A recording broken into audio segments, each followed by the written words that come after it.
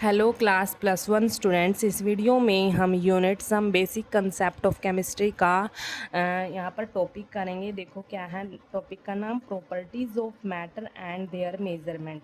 तो यहाँ पर प्रॉपर्टीज़ होती हैं जो मैटर की, वो दो टाइप की प्रॉपर्टीज़ होती हैं, एक फिज़िकल प्रॉपर्टीज़, एक केमिकल प्रॉपर्टीज़। ठीक है। तो फिजिकल प्रॉपर्टीज़ देखो यहाँ पर क्या होती है। Physical properties are those which can be measured और observe without changing the identity और composition of the substance. Composition का मीनिंग देखो यहाँ पर, सबसे पहले कंपोजिशन का मीनिंग होता है कि किसी भी सब्सटेंस का या किसी मॉलिक्यूल का जो स्ट्रक्चर होता है वो कैसा होता है, उसकी शेप कैसी होती है, जो वो मॉलिक्यूल बना है वो किन किन एटम से बना है, और वो जो एटम्स हैं उसमें वो कितने नंबर ऑफ एटम्स है, किस रेशो में हैं वो एटम्स। ठीक है। उसका शेप, उसकी स्ट्रक्चर। तो यहाँ पर मॉलिक्यूल का शेप, स्ट्रक्चर, उसके बारे में आ जाता है, उसी को हम क्या बोलते हैं, कंपोजिशन बोलते हैं। तो यहाँ पर फिजिकल प्रॉपर्टीज़ क्या होती हैं कि किसी भी सब्सटेंस की जो आइडेंटिटी होती है या फिर उसकी कंपोजिशन होती है, उसको बिना चेंज किए ही अगर हम उसको मेज़र करें, उसको ऑब्ज़र्व करें, उसी को हम क्या बोलते हैं, फिज़िकल प्रॉपर्टी बोलते हैं। उसकी मतलब उसमें बिना कुछ चेंज किए ही उसको हम मेज़र कर सके, उसको हम ऑब्ज़र्व कर सके, ऑब्ज़र्व करके हम बता सके कि वो कैसा है। ठीक है। जैसे हम किसी भी सब्सटेंस का देख के हम कलर बता सकते हैं कि वो किस कलर का है। ठीक है। तो ऑब्ज़र्व करके बता सकते हैं, मेज़र करके बता सकते हैं। उसमें बिना कुछ चेंज किए ही हम उसको मेज़र करके बता सकते हैं। जैसे किसी भी चीज़ का मास बताना हो, उसमें क्या हमें उसमें कुछ चेंज करने की ज़रूरत पड़ेगी? नहीं, हम ऐसे ही उसको मेज़र कर सकते हैं। ठीक है। हम उसको ऐसे ही मेज़र कर सकते हैं, ऐसे ही बता सकते हैं। मास मेज़र करके हम ऐसे ही बता सकते हैं कि उसका मास कितना है, हमें उसमें कुछ चेंज करने की ज़रूरत नहीं है। उसकी केमिकल जो कंपोजिशन है, उसका स्ट्रक्चर, उसकी शेप, उसमें कुछ चेंज करने की ज़रूरत नहीं होती। हम उसको मेज़र करके उसका मास बता सकते हैं, उसका वॉल्यूम बता सकते हैं, density, melting point, boiling point. तो ये सब क्या होती हैं, फिजिकल प्रॉपर्टी होती हैं। ठीक है। तो हम इनको ऐसे ही मेज़र करके और ऑब्ज़र्व करके बता सकते हैं। इसमें सब्सटेंस में कुछ भी चेंज करने की ज़रूरत नहीं होती। उसकी जो आइडेंटिटी होती है वो सेम एज इट इज़ रहती है। ठीक है, फिजिकल प्रॉपर्टी में। उसके बाद नेक्स्ट देखो केमिकल प्रॉपर्टी। केमिकल प्रॉपर्टी क्या होता है, इसमें सब्सटेंस में क्या होता है, केमिकल चेंज आता है। केमिकल चेंज मतलब जब भी सब्सटेंस में कुछ केमिकल चेंज आता है तो कुछ नया प्रोडक्ट बनता है। ठीक है, कुछ नई चीज़ बनती है उससे। अब देखो, chemical properties are those in which a chemical change in the substance occurs.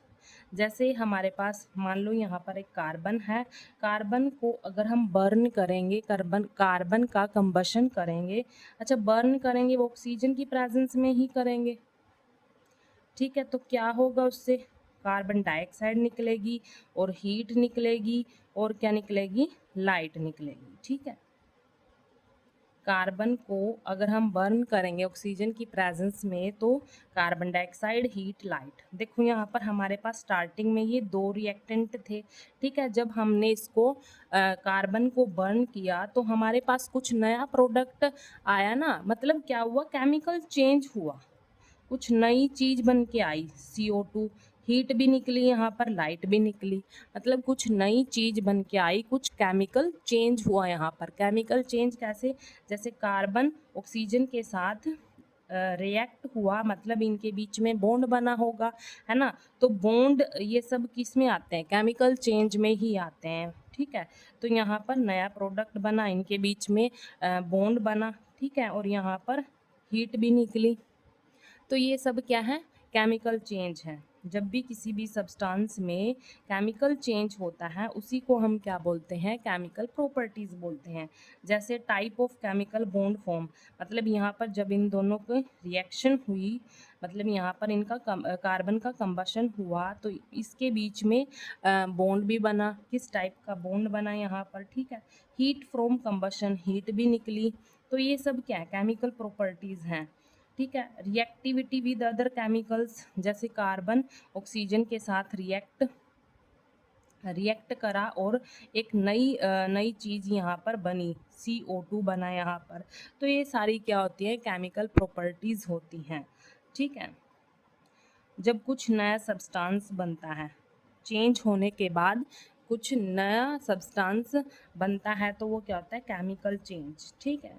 किस टाइप का बॉन्ड बना और हीट निकली कंबशन के बाद, जब एक मॉलिक्यूल है दूसरे मॉलिक्यूल के साथ रिएक्ट करता है, ठीक है, तो उसमें टाइप ऑफ बॉन्ड्स बनते हैं। जैसे सोल्यूबिलिटी भी क्या होती है, केमिकल प्रॉपर्टीज़ में ही आती है। उसके बाद है physical quantities, many physical properties कौन कौन सी है, जैसे mass, volume, density, melting point and boiling point, ये सारी क्या है, फिजिकल प्रॉपर्टी। कुछ फिजिकल प्रॉपर्टी होती है जो सब्सटेंस की of the substance are quantitative in nature होती है। कैसी होती है, क्वांटिटेटिव इन नेचर। मतलब हम क्वांटिटेटिव मतलब हम क्या करते हैं, इनको मेज़र करके बता सकते हैं कि इनका मास कितना है, वॉल्यूम कितना है, डेंसिटी कितनी है, मेल्टिंग पॉइंट कितना है, बॉइलिंग पॉइंट। कि कुछ सब्सटेंस की जो फिजिकल प्रॉपर्टी होती है वो क्वांटिटेटिव होती है नेचर में, उन्हीं को हम क्या बोलते हैं, फिजिकल क्वांटिटीज़ बोलते हैं। क्या बोलते हैं, physical quantities. The measure of any physical quantities consist two part, मतलब जो फिजिकल क्वांटिटी होती है वो दो, जो उसकी मेजरमेंट होती है वो दो पार्ट में कंसिस्ट होती है। जैसे एक नंबर और सेकंड यूनिट। जैसे एग्जांपल से इसको समझेंगे, किसी भी ऑब्जेक्ट का अगर मान लो यहाँ पर वेट है 2.7 kg है। अब ये 2.7 है, ये क्या है, नंबर है, और जो ये kg है यहाँ पर ये क्या है, यूनिट्स। तो यहाँ पर जो मेज़रमेंट है किसी भी फिजिकल क्वांटिटीज़ की, जो मेज़रमेंट है वो दो पार्ट में कंसिस्ट है, नंबर और यूनिट में। ठीक है। ये 2.7 नंबर है, यहाँ पर kg क्या है, यूनिट है। ठीक है। तो यहाँ पर ये प्रॉपर्टीज़ थी मैटर की, फिजिकल प्रॉपर्टी और केमिकल प्रॉपर्टी। अब उसके बाद हम स्टडी करेंगे यूनिट्स के बारे में। यूनिट क्या होती हैं, देखो यूनिट की डेफिनेशन देखो यहाँ पर क्या है, the standard of reference chosen to measure any physical quantity. Physical quantity मैंने आपको बताया किसी भी सब्सटेंस की जो फिजिकल प्रॉपर्टी होती है, जैसे मास, वॉल्यूम, उनको मेज़र करने के लिए फिजिकल क्वांटिटी कौन सी होगी, जैसे mass, volume, density, melting point, boiling point, ये सब। ठीक है। तो उनको मेज़र करने के लिए हमें एक रेफरेंस चूज़ करना पड़ता है, एक स्टैंडर्ड रेफरेंस चूज़ करना पड़ता है। जैसे जैसे मास होता है, यहाँ पर जो मास होता है उसको हम मेज़र करते हैं, किस में मेज़र करते हैं, हम किलोग्राम में मेज़र करते हैं, ग्राम में मेज़र करते हैं, है ना। तो ये किलोग्राम, ग्राम, यहाँ पर ये सब क्या हो गया, इनकी यूनिट हो गई, क्या होगी, इनकी यूनिट हो गई। और जैसे यहाँ पर वॉल्यूम है, वॉल्यूम को हम किस में मेज़र करते हैं, लीटर में मेज़र करते हैं, और मिली लीटर में मेज़र करते हैं। तो ये सब क्या होगी, उनकी यूनिट हो गई, इनको हम क्या बोलते हैं, यूनिट बोलते हैं। जैसे केजी क्या होगी, उसकी यूनिट होगी, ग्राम क्या होगी, उसकी यूनिट, लीटर को हम एल, मतलब एल क्या यहाँ पर, इसकी यूनिट होगी ml, मिलीलीटर। इसको ये भी क्या होगी, वॉल्यूम की यूनिट, इसको हम यूनिट, मतलब एक रेफरेंस चूज़ करना पड़ता है यहाँ पर किसी भी फिजिकल क्वांटिटी को मेज़र करने के लिए। अब देखो यहाँ पर जो मास की जो यूनिट है वो केजी भी है, ग्राम भी है। मतलब कई यहाँ पर, जैसे कई कंट्रीज़ में क्या होता है, जैसे अलग अलग कंट्रीज़ में जैसे मास केजी में मेज़र किया जाता है, कुछ कंट्रीज़ में ग्राम में मेज़र किया जाता है। वॉल्यूम भी ऐसे, कुछ में लीटर में, कुछ मिलीलीटर में, सेंटीमीटर क्यूब में। ठीक है। मतलब यहाँ पर मतलब कई लोग क्या करते हैं, अलग अलग यूनिट में मेज़र करते हैं, तो इससे क्या आता है, डाटा भी अलग अलग आता है, डिफरेंट डाटा निकल के आता है। तो इससे बहुत बड़ी डिफ़िकल्टीज़ हो जाती है यहाँ पर क्रिएट। मतलब कुछ लोग केजी में मेज़र करते हैं, कुछ ग्राम में, वॉल्यूम भी ऐसे ही लीटर में, मिलीलीटर में, डिफरेंट डिफरेंट यूनिट होगी ना यहाँ पर।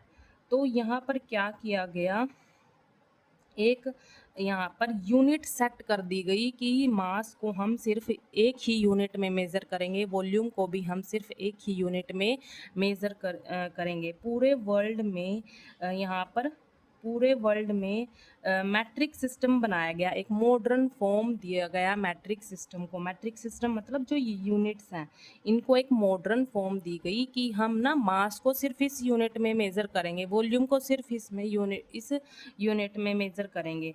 पूरे वर्ल्ड में ये ही सिस्टम सेट कर दिया गया। देखो कैसे, और इसको हम क्या बोलते हैं, एसआई यूनिट्स बोलते हैं। जो ये सिस्टम सेट कर दिया गया ना, international system of unit, SI क्या आती है, इंटरनेशनल सिस्टम ऑफ यूनिट। इसको हम क्या बोलते हैं, इंटरनेशनल सिस्टम ऑफ यूनिट्स। इसको हम शॉर्ट फॉर्म में एसआई यूनिट बोलते हैं। ये क्या, इंटरनेशनल सिस्टम ऑफ यूनिट, मतलब पूरे वर्ल्ड में एक मॉडर्न फॉर्म दी गई मैट्रिक सिस्टम को। मैट्रिक सिस्टम मतलब जो ये अलग अलग टाइप की यूनिट्स यूज़ कर रहे हैं ना, इनको एक मॉडर्न फॉर्म दी गई और पूरे वर्ल्ड में क्या कर दिया गया, एक यूनिट को फिक्स कर दिया कि मास को सिर्फ इस यूनिट में मेज़र करेंगे। देखो वो कौन कौन सी यूनिट है जो फिक्स कर दी गई यहाँ पर, जैसे 7 बेस यूनिट्स हैं। जैसे यहाँ पर ये फिजिकल क्वांटिटीज़ लिखी है, इस कॉलम बनाया गया, ये सिंबल है, ये एसआई यूनिट है, ये इनके सिंबल है एसआई यूनिट के। अब देखो जैसे लेंथ है, लेंथ को हम मीटर में मेज़र करेंगे। वैसे लेंथ की यूनिट सेंटीमीटर भी होती है, नैनोमीटर भी होती है ना, पिकोमीटर, मीटर, ये सब होती है। लेकिन यहाँ पर ताकि डाटा करेक्ट आए, कोई कन्फ्यूज़न ना हो, सब लोग जो अगर लेंथ को मेज़र करेंगे तो डाटा अगर मतलब हर जगह पे क्या आए, सेम आए, इसीलिए यहाँ पर क्या किया गया, लेंथ को मीटर में यहाँ पर एसआई यूनिट उसकी मीटर बना दी गई, फिक्स कर दी गई। यहाँ पर पूरे वर्ल्ड में जो लेंथ है अब मीटर में मेज़र करेंगे, तो ये एसआई यूनिट्स बोलते हैं इनको। ठीक है, लेंथ को एल से डिनोट करेंगे, उसका सिंबल लेंथ का एल, और एसआई यूनिट क्या होगी, मीटर होगी, और मीटर का सिंबल हम एम यूज़ करेंगे। ठीक है, मास है, जैसे मास को हम स्मॉल एम से रिप्रेजेंट करेंगे और इसकी जो यूनिट होगी, एसआई यूनिट होगी, वो किलोग्राम होगी, मतलब मास को हम किलोग्राम में मेज़र करेंगे। ठीक है, और इसका सिंबल क्या है, केजी। जैसे यहाँ पर टाइम है, टाइम को रिप्रेजेंट करेंगे स्मॉल टी से, और एसआई यूनिट क्या होगी, सेकंड होगी, और इसका सिंबल क्या है, एस है यहाँ पर। ठीक है, तो ये एसआई यूनिट फिक्स कर दी गई इन सब की। इलेक्ट्रिक करंट आई से रिप्रेजेंट करेंगे उसको, एम्पियर उसकी एसआई यूनिट होगी, एम्पियर को हम ए से रिप्रेजेंट करेंगे, मतलब ए सिंबल होगा एम्पियर का। उसके बाद थर्मोडायनेमिक टेम्परेचर, ए से रिप्रेजेंट टी से रिप्रेजेंट करेंगे इसको, थर्मोडायनेमिक टेम्परेचर को टी से रिप्रेजेंट करेंगे, और यहाँ पर जो एसआई यूनिट होगी वो क्या होगी, केल्विन होगी, और केल्विन का यहाँ पर जो सिंबल है वो के है।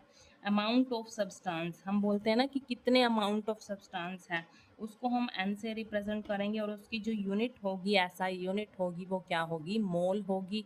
और यहाँ पर जब हम यूनिट लिखेंगे ना, तो हम ऐसे लिखेंगे, ये तो एसआई यूनिट होगी उसकी, लेकिन उसके सिंबल जब हम लिखेंगे कि इतने मोल ऑफ सब्सटेंस है, तो हम MOL यूज़ करेंगे, ई नहीं लगाएंगे यहाँ पर यूनिट में। ठीक है, लुमिनस इंटेंसिटी को IV से रिप्रेजेंट करते हैं, और इसकी एसआई यूनिट क्या होती है, कैंडेला होती है, और जो इसका सिंबल है यहाँ पर CD होगा यहाँ पर। ठीक है, तो यहाँ पर सारी जो हमारे पास फिजिकल क्वांटिटीज़ हैं उनकी एसआई यूनिट यहाँ पर ये हैं, सारी फिक्स कर दी गई है पूरे वर्ल्ड में।